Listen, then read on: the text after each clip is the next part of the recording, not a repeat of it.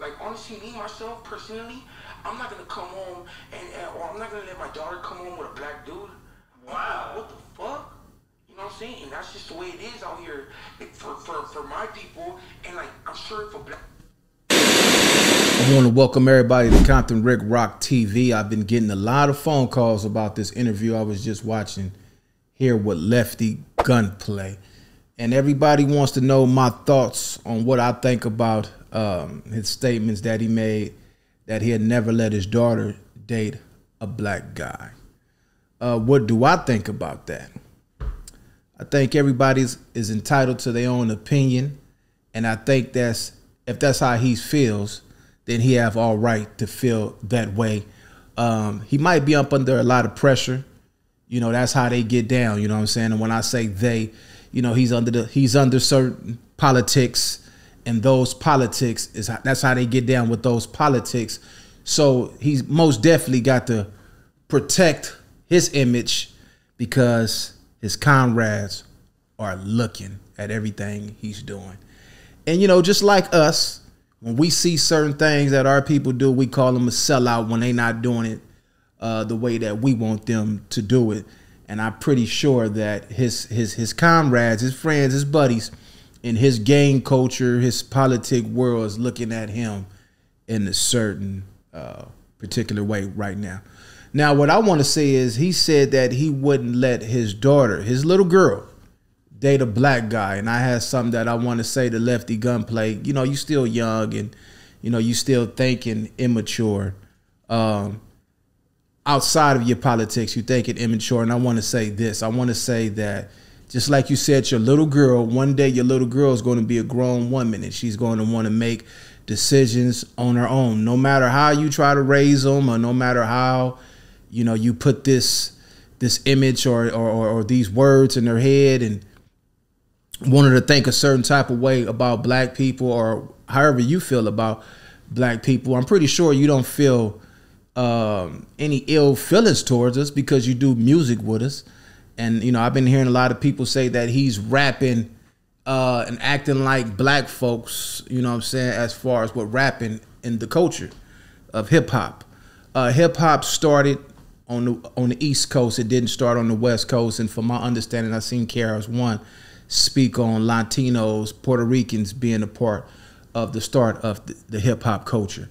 So he have every right to, you know, be in this culture just like any one of us, you know what I'm saying? But as far as putting messages out like that, I think he needs somebody to help him with these interviews, certain things that he wouldn't want to answer to in these interviews that's going to protect his image in hip hop, that's going to protect his image in the black community, because saying things like that, you definitely can stir up an outrage within the black community. You know, we raise our kids to be, you know, what we want them to be better than us. We want them to do different from us with this gang banging, this gang culture. And I understand that. I have a little sister. She's up in age. She grew up in Downey, California. She didn't grow up in Compton, California. She was sent from the hospital to Compton, California. But as she got older, she went to Downey, California. My mother and step-pops moved there. And she went to a predominantly Hispanic school. So, of course, her friends, you know, was Hispanics. And she ended up dating. She has a Hispanic boyfriend. She have a Mexican boyfriend right now. And when I seen him, I looked him up and down, looked at him, made sure he wasn't no gang member. He didn't have the tattoos. He was well-groomed, polite, respectable.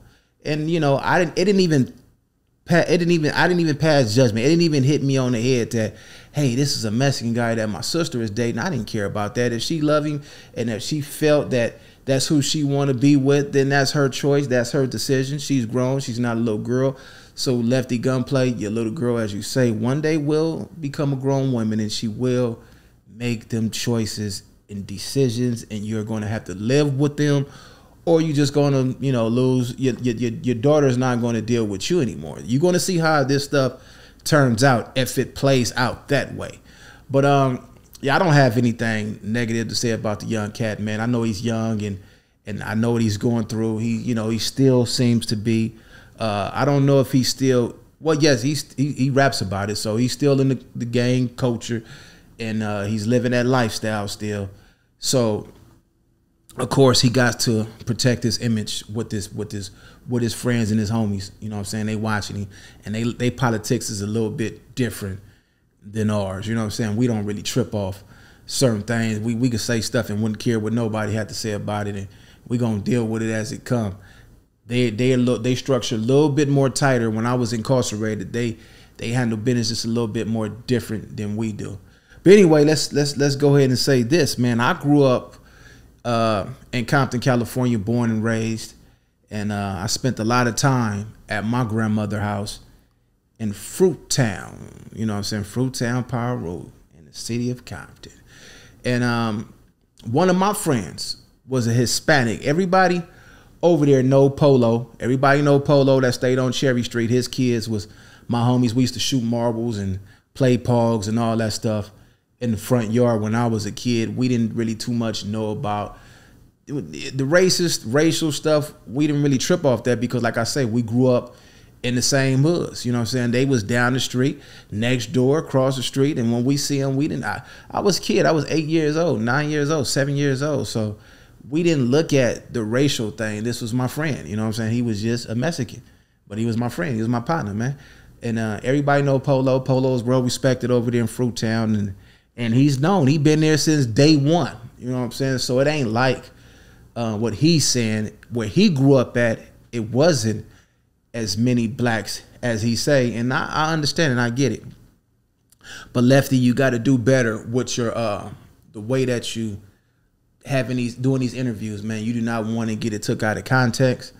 And if you are racist, and if you have those thoughts in your mind and you want to spit them out, that's not the place to do it. But I respect it. I respect the fact that you got on there and said what you said, and you wasn't hiding anything. I respected that you were straight up.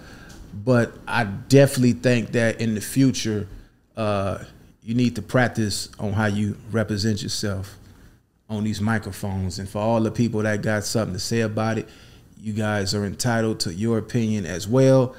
I got a DM from Milk74 this morning about the topic. I was in the gym.